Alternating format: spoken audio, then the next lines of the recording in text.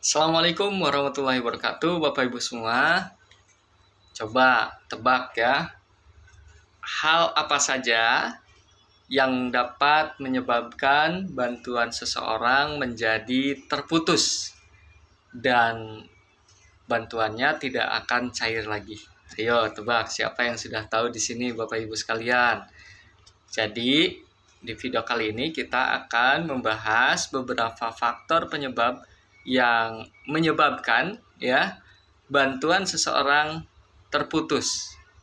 Dengan seperti itu berarti bantuannya tidak akan cair lagi ya. Baik, Bapak Ibu sekalian, sebelum saya menjelaskan beberapa faktor penyebab bantuan seseorang menjadi putus, maka perlu saya sampaikan bahwa kebijakan terbaru yang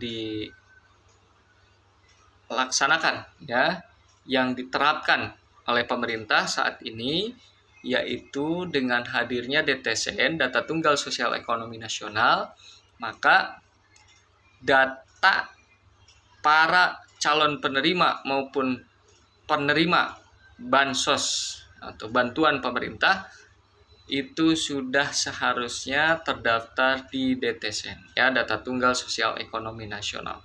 Di dalamnya, Bapak Ibu sekalian, kita akan melihat tingkat kesejahteraan keluarga setiap keluarga tersebut ya. Artinya memang dalam DTSN itu pemerintah ya diharapkan bisa mendapatkan gambaran secara utuh kondisi sosial ekonomi masyarakatnya, begitu ya.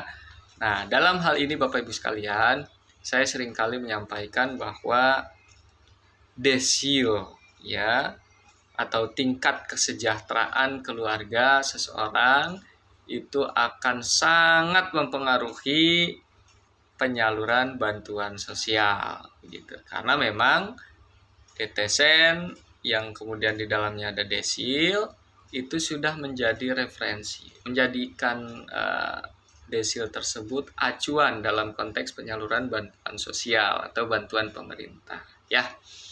Nah, sebagaimana pernah saya sampaikan beberapa kali bahwa desil terdiri dari desil 1, 2, 3 sampai desil 10 ya. Artinya dari situ kita bisa melihat bahwasanya masyarakat ya yang jumlahnya jutaan orang itu di Indonesia itu dibagi-bagi ya menjadi 10 kelompok begitu. Nah, 10 kelompok ini tentu tingkatan-tingkatan kelompok tersebut kita sebut saja desil 1 adalah mereka yang masuk dalam kelompok prasejahtera yang kondisinya sangat miskin, Bapak Ibu sekalian ya. Nah, miskin ekstrim itu masuk di desil berapa? Desil 1, Bapak Ibu ya. Nah, kemudian desil 2, naik ke desil 3, naik ke desil 4, 5, 6, 7, 8. Nah, kalau sudah berada di desil 10, berarti secara kondisi sosial ekonomi keluarga tersebut sudah dikatakan tidak layak bansos, tidak layak bantuan pemerintah. Karena sudah dipastikan mereka itu dianggap oleh pemerintah sebagai kelompok yang sudah sangat sejahtera ya, terutama dari aspek finansialnya sudah oke, kebutuhannya sudah sangat tercukupi. Kemudian desil 10 itu kita anggap sebagai orang yang memiliki kemampuan yang lebih daripada desil-desil yang di bawahnya. Jadi dari gambaran tersebut ya, maka kita dapat menyimpulkan bahwa semakin rendah desil seseorang, maka itu menggambarkan kondisi sosial ekonominya semakin apa kira-kira? Semakin rendah ya. Ini sejalan ya, artinya memang seirama ya.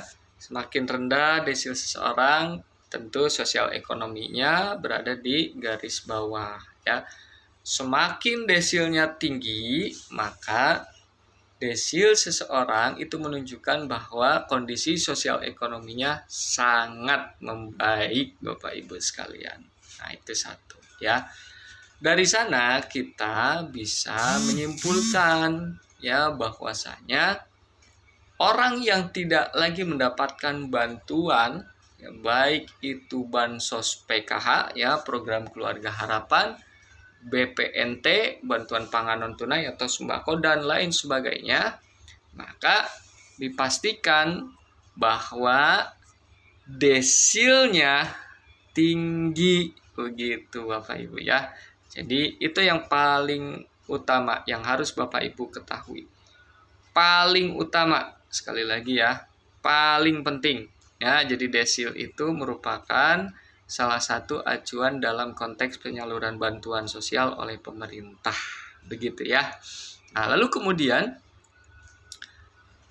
pertanyaannya, kalau Bapak Ibu ingin mendapatkan bantuan sosial program keluarga harapan misalkan, harus berada di desil berapa? Nah, tentu Bapak Ibu harus berada di desil 1 sampai 4, tapi diprioritaskan sebenarnya mereka berada di desil 1 sampai 3 ya.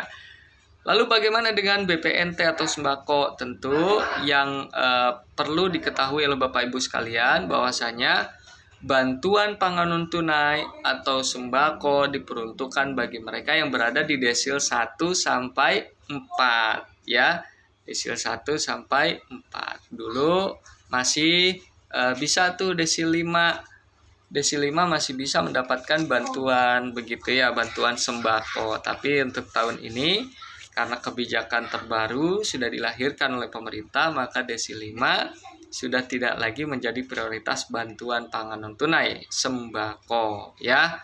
Itu satu, ingat ya, garis bawahi desil. Ya, desil bisa menyebabkan seseorang bantuannya akan menjadi tidak cair atau bisa dicoret dari kepesertaan bansos ya. Kalau desilnya tinggi.